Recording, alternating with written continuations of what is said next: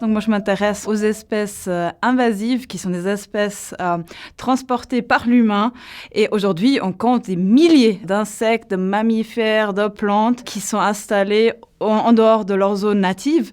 Et parmi ces espèces, il y a vraiment des espèces qui causent de très, très grands dégâts sur la biodiversité, mais aussi sur les humains, parce qu'ils transmettent des maladies et puis à cause des coûts économiques qui sont évalués à plusieurs milliards par année.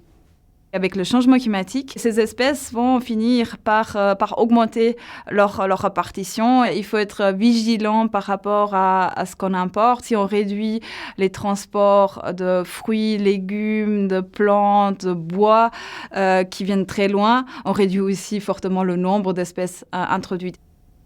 J'effectue une thèse en philosophie du droit sur la protection juridique de la biodiversité. Et donc, l'enjeu, il est justement de comprendre sur quelle base est-ce qu'on peut protéger la biodiversité. Donc, quelles sont les motivations pour le faire? Est-ce qu'on protège la biodiversité pour elle-même ou parce qu'elle a un rôle important pour l'humain? Comment on va protéger?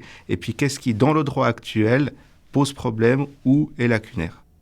La Suisse est un mauvais élève parce que aussi bien on a un cadre légal qui permet de protéger relativement bien les biotopes, en revanche on n'a aucun cadre légal sur comment les relier entre eux pour permettre les échanges d'individus. Et puis évidemment il y a des moments de questions en ce qui concerne l'aménagement du territoire parce que la pression démographique et l'accroissement des constructions sur des terres naturelles, cela va poser un fort impact négatif sur la biodiversité. Alors, je travaille dans ma thèse de doctorat sur le sujet de l'élévation du niveau de la mer et de ses conséquences pour la survie des États et des populations qui sont affectées. Et j'essaie de proposer une analyse du droit international qui est un petit peu inhabituelle, avec une perspective de durabilité. Imaginez comment les États qui sont impactés par l'élévation du niveau de la mer, qui est donc un phénomène tout à fait physique, comment est-ce qu'ils peuvent survivre si jamais ils perdent leur territoire dans leur intégralité? Et comment est-ce que la population de ces États va elle aussi pouvoir survivre en tant que composante de l'État s'ils n'ont plus de territoire terrestre?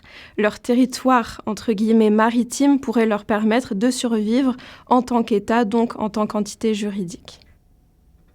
Si on prend le climat et les enjeux immédiats pour la santé de la population, on peut parler par exemple des vagues de chaleur et des canicules l'été, où on arrive maintenant à estimer l'excès de mortalité non seulement des vagues de chaleur, mais la fraction qu'on peut attribuer au changement climatique, qui est d'environ 2/3. Il y a d'autres éléments qui sont liés à l'émergence par exemple de maladies infectieuses. On voit aussi une expansion plus importante de la maladie de Lyme. Peut-être l'aspect qui est le plus intéressant, c'est ce qu'on peut appeler l'approche co-bénéfice. On sait que de favoriser une mobilité active va avoir à la fois un bénéfice pour la santé et pour l'environnement, en réduisant les émissions de gaz à effet de serre.